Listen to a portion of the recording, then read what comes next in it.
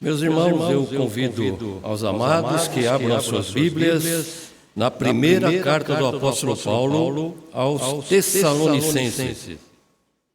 Primeira carta do apóstolo Paulo aos Tessalonicenses, capítulo 2. Capítulo 2. Primeira Tessalonicenses, capítulo 2, versículos 13 ao 16. Eu farei a leitura. Os irmãos acompanham nas suas Bíblias.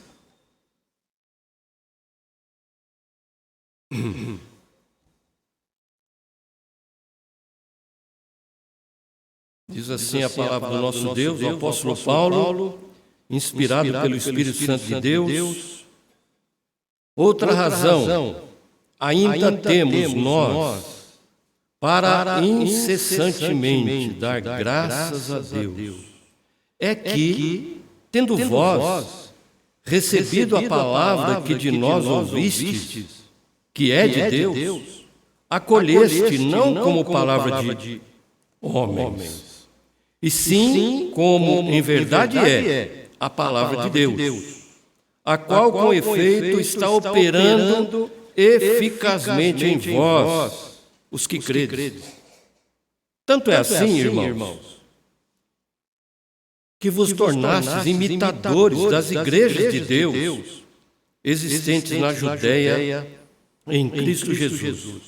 Porque também padecestes da parte dos vossos patrícios as mesmas coisas que eles, por sua vez, sofreram do judeu, os quais não somente mataram o Senhor Jesus e os profetas, como também nos perseguiram e não agradam a Deus e são adversários de todos os homens, a ponto de nos impedirem de falar aos gentios, para que estes sejam salvos, a fim de irem enchendo sempre a medida dos seus pecados. A ira, porém, sobreveio contra eles definitivamente. Vamos orar. Senhor, pedimos a Deus que o Teu Espírito Santo, que habita em nós, ilumine a nossa mente, Senhor, ao lermos a Tua palavra, porque as coisas espirituais se discernem espiritualmente. Por isso, Senhor, pedimos a assistência do Teu Espírito. Ó Deus, aplica a Tua palavra em os nossos corações, de maneira que nós não sejamos apenas ouvintes, mas também praticantes da Tua santa, bendita palavra. Ajuda-nos, Senhor, ó Deus, que nada externo nos atrapalhe a concentração que devemos ter para com a Tua palavra. Em nome de Cristo Jesus é que oramos. Amém. Irmãos, se nós dissermos que a igreja de Jesus Cristo está sendo perseguida, alguém até poderia dizer para mim, pastor, mas isso nós já sabemos. Isso nós já sabemos. É bom que saibam. Porém, diante daquilo que a própria palavra nos revela acerca dos finais dos tempos, é de bom alvitre que nós sempre relembremos disso. Sempre tratemos acerca dessa realidade tão patente diante dos nossos olhos, porque a palavra de Deus, ela nos revela que ao chegar os últimos dias da volta do Senhor Jesus Cristo, os dias se tornariam mais difíceis. E os homens seriam violentos, arrogantes, blasfemadores, irreverentes, desobedientes. E assim será.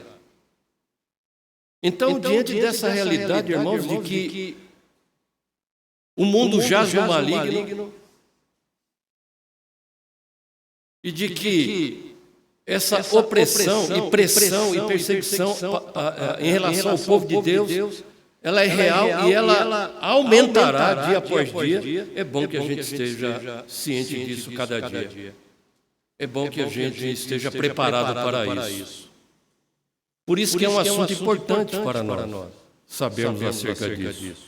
Irmãos, quando o apóstolo Paulo escreve essas palavras, a igreja de Tessalônica, ela foi fundada sob uma intensa dor, luta, lágrimas e grande perseguição. E o apóstolo Paulo, no contexto, iniciando o capítulo 2, ele fala acerca da maneira como ele trabalhou, da intensidade do trabalho dele, do sofrimento do apóstolo Paulo na evangelização daquela região, do como ele foi perseguido, ele foi até acusado de impuro, porque no versículo 2 ele diz: pois a nossa exortação não procede de engano. Alguém acusava até, isso fica subentendido, que alguém acusava o apóstolo Paulo de enganador, de impuro. E ele diz: a nossa exortação não procede de engano, não procede de impureza, e nem se baseia em dolo. Nós não somos mentirosos. Ele pregava o evangelho verdadeiro de Cristo Jesus, ao ponto de, ao escrever aos Gálatas, ele dizer: se alguém pregar um evangelho que vá além deste, seja maldito, seja anátema. Paulo defende a sua autoridade apostólica, ele fala do seu trabalho naquela região, e ele também enaltece o apoio que ele teve de irmãos e daquela própria igreja, do labor daqueles irmãos, que eram testemunha de tudo aquilo que ele passou, que ele era testemunha também da transformação que houve naquela região através da pregação do Evangelho de Jesus Cristo. Agora, irmãos, se tudo aquilo ocorreu, se tudo aquilo foi uma realidade, tanta dor, tanta perseguição, tanta luta, tantas lágrimas, mas aquela igreja, ela brotou naquela região, e nós, irmãos, aqui, como igreja Monte Sião, há 50 anos, também sendo oprimido, perseguido pelo inimigo, atacado por ele, a nossa fé, o nosso testemunho, a nossa confiança, a nossa pregação, enfim, somos atacados, mas nós estamos aqui há 50 anos.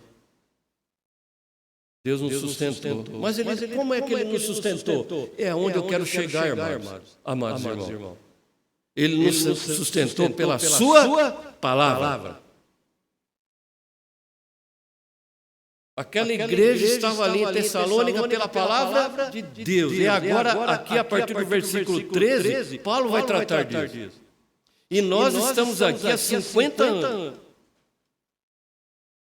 Não porque nós somos merecedores. Não porque nós somos assim tão espirituais. Mas é porque a palavra de Deus operou em nós. E é por isso que estamos aqui há 50 anos. E continuaremos até a volta gloriosa de Cristo Jesus, enfrentando lutas, dificuldades. Reverendo Avassi fala muito das lutas. Ele está aqui praticamente desde o início, da igreja, ele fala das lutas que a igreja Monte Sião passou, das perseguições, das provas de Deus para com essa igreja, das lágrimas. Mas estamos aqui por causa da palavra do Senhor nosso Deus. Por isso, irmãos, aqui o tema da nossa mensagem é vivificados pela palavra de Deus. Vivificados pela palavra de Deus. Então, é sempre bom a gente considerar essa realidade. Porque geração, outra geração, mais uma geração, as gerações vão chegando e indo, e a igreja se mantém em pé, se mantém firme, apesar de nós. Apesar das nossas fraquezas, limitações, os nossos pecados, que não é bom que seja, não é? Que nós não estamos aqui enaltecendo o pecado, não, jamais. Nós acabamos de confessá-lo. Nós não tratamos o pecado como um amigo nosso, mas ele está diante de nós. Nós ainda estamos na presença do pecado, não no poder do pecado, mas na presença dele, e nós somos inclinados ainda para isso, porque a nossa natureza é humana. No dia que Deus nos levar, no dia da glorificação, irmão, estaremos livres de tudo isso, dessa luta terrível que nós temos aqui, que o apóstolo Paulo teve. Quando ele escreve aos Romanos, ele diz: aquilo que eu quero fazer eu não faço, o que eu não quero eu acabo fazendo. Miserável homem que sou, desventurado homem que sou, quem me livrará do corpo dessa morte? Mas graças a Deus, que em Cristo me conduz em triunfo. É a palavra de Cristo, é a palavra de Deus que nos mantém em pé. Ela que nos vivificou o nosso espírito, que estava morto em delitos e pecado. Então, irmão, a espontaneidade daquela igreja, daqueles irmãos, e a nossa espontaneidade de sofrer perseguição por amor a Jesus Cristo, prova que a fé cristã é real, prova que a fé cristã é genuína e que o inimigo não triunfará sobre a igreja do Senhor Jesus Cristo. É uma promessa de Deus, que as portas do inferno não prevalecerá contra a igreja do Senhor. Levante quem for, pode ser quem for.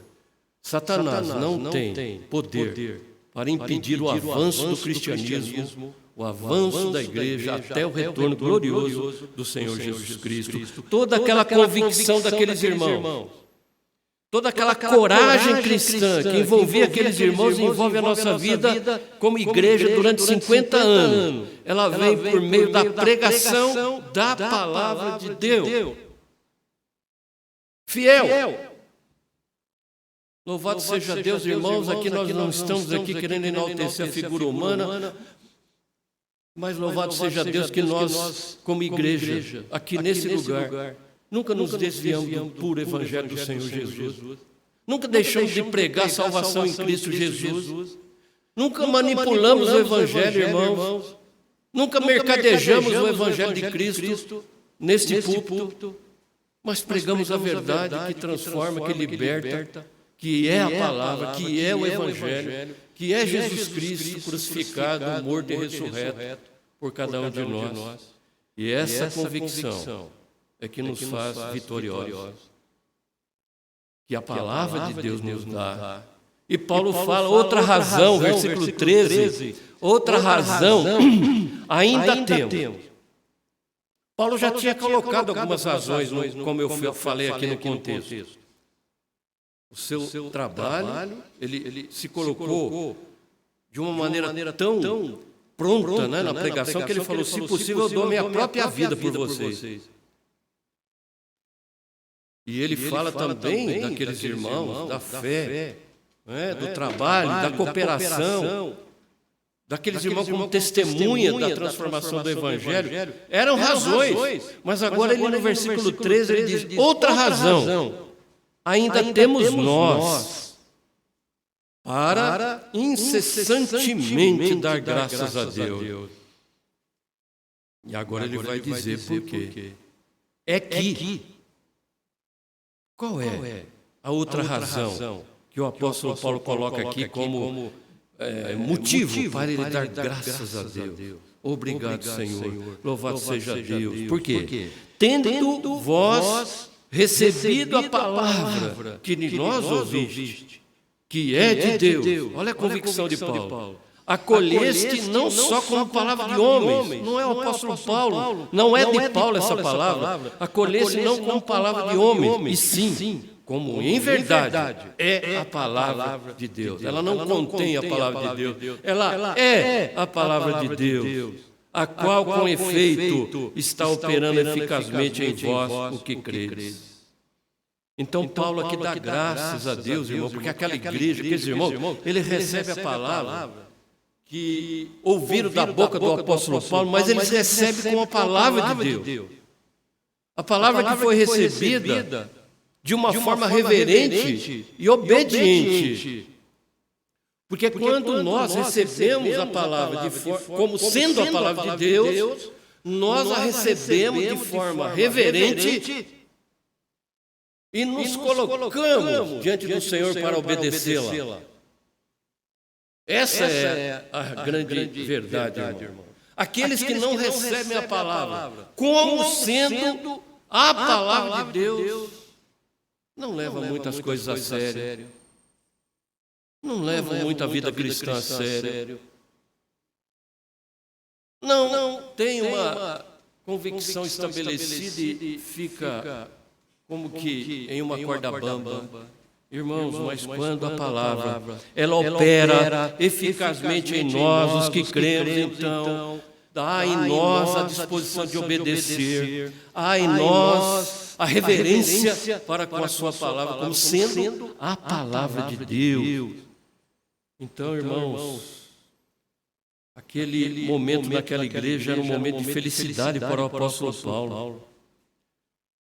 Porque a grande prova de que aquela igreja recebeu aquela palavra como verdade é a palavra de Deus, é que havia a produção de frutos na vida daquela igreja. O apóstolo Paulo fala, não é? Que ela estava operando eficazmente naquela igreja. E ele diz, acolhesse não como palavra de homem. Irmãos, a confiança que nós devemos ter no Evangelho do Senhor Jesus, a confiança que nós temos que ter na palavra de Deus, não deve ser segundo o parecer humano, mas tem que ser de uma forma cristocêntrica. De uma forma cristocêntrica. A nossa fé, ela tem que ser cristocêntrica. A nossa pregação, ela tem que ser cristocêntrica. E é o que nós não estamos vendo aí de uma forma geral. Onde o homem tem sido o Senhor e Deus tem sido feito, embora ele jamais será, mas muitos tentam fazer o Senhor de servo e o homem de Senhor. A origem do Evangelho não é humana. A origem do Evangelho, ela é divina. Por isso que Paulo fala, acolheste não como palavra de homens, e sim como em verdade é a palavra de Deus. Nós nos apropriamos do Evangelho não apenas através do raciocínio humano, se bem que é necessário que entendamos. Quando Paulo fala aos Romanos, capítulo 12, versículo 1, ele fala que o nosso culto, ele tem que ser um culto racional. Eu tenho que cultuar a Deus com entendimento. Entendimento. Para que não aconteça aquilo que o profeta denunciou. Esse povo honra com os lábios, mas o coração está longe de mim. Esse povo peca por falta de conhecimento. É preciso ter conhecimento, mas esse conhecimento, ele tem que ser algo prático na nossa vida. E é o que estava acontecendo ali, na vida daquela igreja. Somente quando o Evangelho é aceito dessa maneira, é que a religião se torna suficiente para que nós suportemos todas as provações as quais Deus permite que aconteça na nossa vida. Quem é convencido pelo raciocínio humano não persevera, não permanece. Quem é convencido pela eloquência do pregador apenas não permanece. Mas quem é convencido pela eficácia da palavra de Deus, tendo-a como de Deus e não dos homens, então há frutos, a transformação, a vivificação na vida do pecador. Aquele que abraça o Evangelho como a verdade de Deus terá uma fé como as dos Tessalonicenses, que suportará a provação. Não é verdade, irmãos? Quantas provações nós passamos, não é verdade? Esse mundo aqui é um mundo de lágrimas.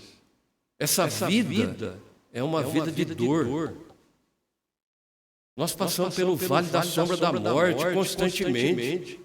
Lutamos contra o pecado, lutamos contra a tentação, lutamos contra a enfermidade, lutamos contra a manter a nossa subsistência. Enfim, é uma luta sobre outra luta, é uma provação e em cima de outra provação.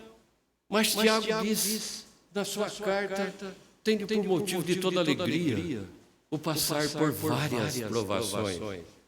Veja, o apóstolo Tiago, ele diz o passar por várias provações.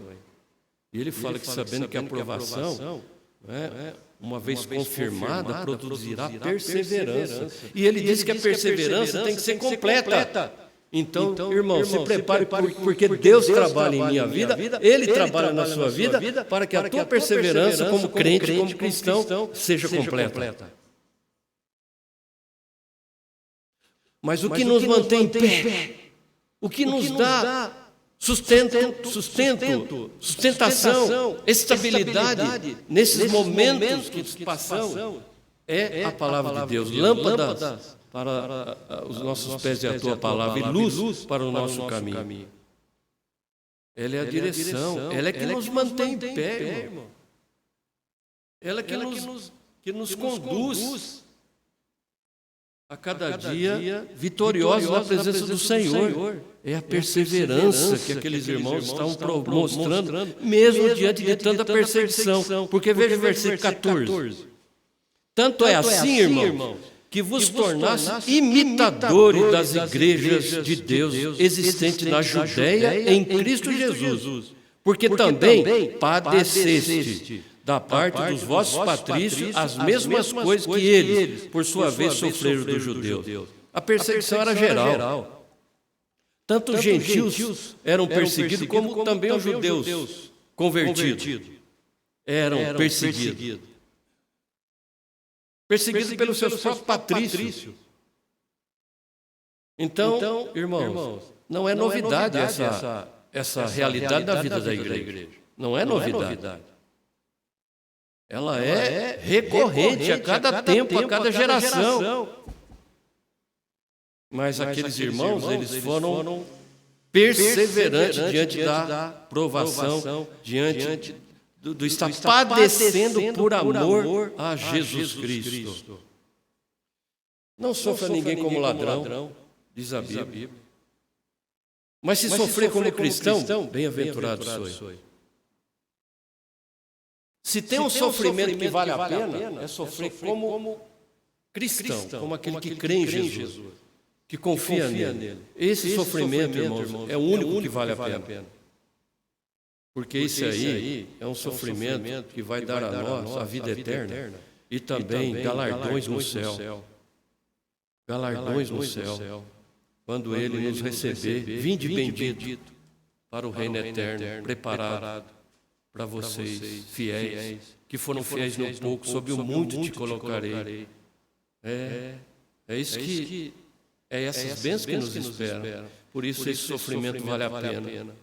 Sofrer como ladrão, assim como a Bíblia diz, não vale a pena. Não vale a pena. Sofrer em fazer mal para o próximo, em destruir famílias. Mas quando nós sofremos por Jesus, que é o único que transforma a família, a única que transforma corações, o único que pode fazer uma nação feliz. Feliz a nação cujo Deus é o Senhor. Então vale a pena sofrer por essa realidade. Então tem que ter convicção nessa palavra que um dia o Espírito Santo colocou no teu coração. Então, irmãos, a intenção de Paulo aqui, diante daquela igreja, era confortar aqueles irmãos, era incentivar aqueles irmãos, mostrando que outros também foram tratados dessa forma. Quando Pedro escreve a sua carta, falando da perseguição do leão que ruge diante de nós, procurando alguém para devorar, ele fala, sabeis que sofrimentos iguais a esse também ocorreram com outros irmãos em outros lugares. Então nós não podemos entender que apenas a igreja Monte Sião é perseguida pelo inimigo, pelas instituições, porque a perseguição se tornou institucional. Mas há outros irmãos que padecem também, padeceram e padecem o mesmo sofrimento que nós temos por defender a fé cristã. Nós somos perseguidos pelo simples fato de sermos cristãos. Pelo simples fato. Você não precisa dizer mais nada. Só dizer que crê em Jesus Cristo já é motivo maior para essa perseguição. Mas Jesus fala, se perseguiram a mim, perseguirão também a vós outros que em mim credes. Sabei que vós não sois do mundo, como eu também não sou. Então Cristo ele nos dá realmente, ele nos posiciona, né? Ele nos mostra a realidade, mas também ele mostra que está conosco. Para essa grande batalha que nós enfrentamos até a volta gloriosa de Jesus. Tiago fala isso, para que a nossa fé seja confirmada, irmão. A nossa fé, uma vez confirmada, ela tem mais valor do que o ouro depurado pelo fogo diante de Deus. Deus se agrada de uma fé confirmada, sólida, robusta na palavra de Deus. E Ele vai trabalhar em nós, irmãos, para que aconteça isso. Para que o meu coração seja inundado pela Sua palavra. Para que o nosso coração seja inundado pela Sua palavra. Para que brote de nós, irmãos, a intrepidez de falar de Jesus. Para que brote de nós, irmãos, o desejo de amar o próximo como Deus nos amou. Para que brote de nós o desejo de perdoar aquele que nos ofendeu. De andar mais uma milha com aquele irmão. Para entendermos que aquele que está em pé vede que não caia. Para que nós tenhamos um coração mais compadecido, cheio de compaixão, cheio de misericórdia para com o meu irmão, para com o meu próximo, sabendo que aquilo que aconteceu com ele pode amanhã estar acontecendo comigo. Então as pedras que eu joguei, elas vão voltar. É preciso tomar cuidado com isso. Com essa realidade, mas a palavra vai produzindo frutos em nós. Frutos que saltam para a vida eterna. Versículo 15. Paulo continua. Os quais, aqueles perseguidores que ele fala antes, os quais não somente mataram o Senhor Jesus e os profetas, como também nos perseguiram e não agradam a Deus. E são adversários dos homens. Os judeus sempre foram inimigos, sempre perseguiram Jesus e foram inimigos e opositores da igreja. A igreja, no início, no primeiro século, teve uma luta tremenda com os judaizantes.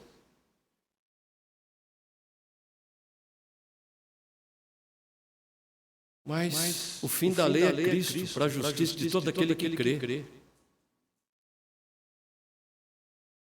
Abraão foi justificado pela fé. Por isso ele é o pai da fé. Nós somos filhos de Abraão pela fé. Pela fé, porque ele é o pai da fé. Ele mostrou. E Paulo fala, testemunha aquilo que aconteceu com Abraão. A prova é a maneira como ele confiou em Deus. O Senhor proverá o cordeiro, meu filho, Isaque. O Senhor proverá o cordeiro. E ele diz ao seu servo, nós vamos lá e voltaremos. Nós vamos lá no céu e voltaremos. Isso é fé.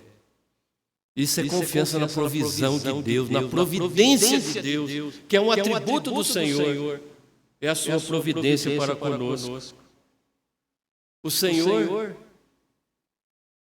nos salvou e mantém a nossa fé através da sua palavra. O Senhor é aquele que vai conosco, endireitando a nossa vereda, irmão. Endireitando as nossas veredas, consertando o nosso caminho. E mesmo quando nós erramos, irmãos, e confessamos o nosso pecado, o Senhor, Ele endireita a minha vereda. Ele endireita o meu caminho. Porque os sãos não precisam de médico, e sim os doentes. E Ele vai operando em nós. E Ele fala aqui que aqueles judeus mataram o Senhor Jesus. João fala que Cristo deu a vida voluntariamente. Isso é uma verdade. Mas a responsabilidade daqueles que mataram Jesus será impetrada a eles. Eles serão, sim, responsáveis por aquilo que fizeram. Como todos nós somos responsáveis pelos nossos atos diante de Deus. A soberania de Deus é a realidade, mas ela caminha junto com a responsabilidade do homem. E as duas coisas são bíblicas. As duas coisas são a realidade. E os judeus mataram, sim, a Jesus Cristo e soltaram Barrabás. Mas, por outro lado, irmãos, olhando o plano da redenção que Deus estabeleceu na eternidade, nós podemos dizer que o Cordeiro já foi designado por Deus antes da fundação do mundo. O Cordeiro já foi eleito por Deus, Jesus Cristo, o Filho de Deus, eleito antes da fundação do mundo como Cordeiro de Deus que tira o pecado do mundo. Irmãos, a perseguição é algo recorrente, ela está aí diante de nós, ela provavelmente, quase certo que ela vai se intensificar. Mas entenda, Jesus fala, se o mundo vos odiou, sabei que em primeiro lugar odiou a mim também. Em primeiro lugar odiou a mim também. E Paulo, ele, no versículo 16, ele diz que não só mataram a Jesus, como a ponto de nos impedirem de falar aos gentios para que esses sejam salvos. Então, aonde Paulo ia, havia aqueles que tentavam atrapalhar a obra missionária de Paulo, a obra de evangelização do apóstolo Paulo. Algumas vezes ele teve até que fugir de uma cidade ou outra para não ser morto. Ele foi apedrejado. Ele dá uma lista lá na sua carta aos Coríntios, uma lista de coisas que aconteceu com ele.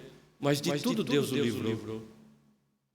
Para ele cumprir a sua missão de pregar aos gentios a palavra de Deus. E ele fala aqui, irmãos, encerrando o versículo 16, ele não deixa a coisa assim, né, simplesmente por nada.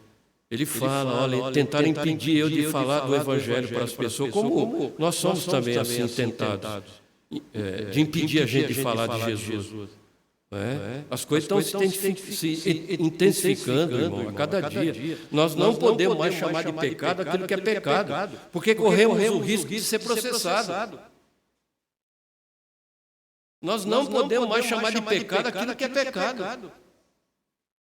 Estão tentando fechar a nossa boca, principalmente os pregadores fiéis. Mas nós não vamos fechar. Porque a igreja nunca fechou sua boca. E não é hoje que ela vai fechar. Não é hoje que ela vai ficar muda. Mas está ali. Eles tentam impedir. Eles fazem tudo a fim de ir enchendo, agora sim, enchendo sempre a medida dos seus pecados. O cálice está quase transbordando da paciência de Deus. Porque a ira santa de Deus, irmão, contra o pecado, está aí para ser derramada. O justo juízo de Deus está se aproximando. Quando todos irão diante do trono do Senhor para receber a sentença. Porque julgados eles já estão. Aquele que crê não é julgado, o que não crê já está julgado. A Bíblia diz isso. O que não crê não é julgado. O que não crê já está julgado. Falta receber a sentença. Apartai-vos de mim, maldito, vós que praticais iniquidade.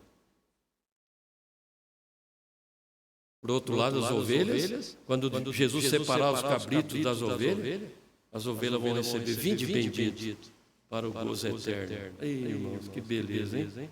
Que maravilha receber essa palavra da própria boca de Jesus. Que maravilha. Como é bom. Eu espero esse dia chegar. Mas até lá, vamos lutar pela fé evangélica, irmão. Vamos suportar a provação. Vamos suportar a perseguição com fé. Vamos defender aquilo que é verdade. Mesmo que custe, né, a nossa liberdade. Vamos defender. Vamos crer naquilo que está revelado na palavra, porque ela vivifica a nossa vida. Ela sustenta a nossa fé. É a única coisa que nos move a cada dia a vencer o vale da sombra da morte. E todas as lutas que os irmãos estão passando, que todos nós passamos. Não há ninguém aqui, irmão. Eu ouso dizer que não há ninguém aqui que diga, eu não estou passando por nenhuma dificuldade. A minha vida, eu não tenho nenhum problema, nenhuma dificuldade. Eu ouso dizer que ninguém aqui tem essa ousadia de dizer. Porque no mundo tereis aflições. Jesus disse, no mundo tereis aflições. Mas tem de bom ânimo. Se ficasse ali a palavra de Jesus, né? A gente poderia estar até meio preocupado aqui, né? No mundo tereis aflições. Mas ele fala, tem de bom ânimo, eu venci o mundo. E a vitória que nos conduz, meus irmãos, é a vitória de Cristo Jesus. É Ele que venceu por nós. É Ele que nos sustenta cada dia. É Ele que vai voltar um dia. Ele veio como cordeiro, agora vai vir como o rei para levar a sua igreja para toda a eternidade. De alegria e gozo, onde Ele enxugará dos nossos olhos toda lágrima, toda dor.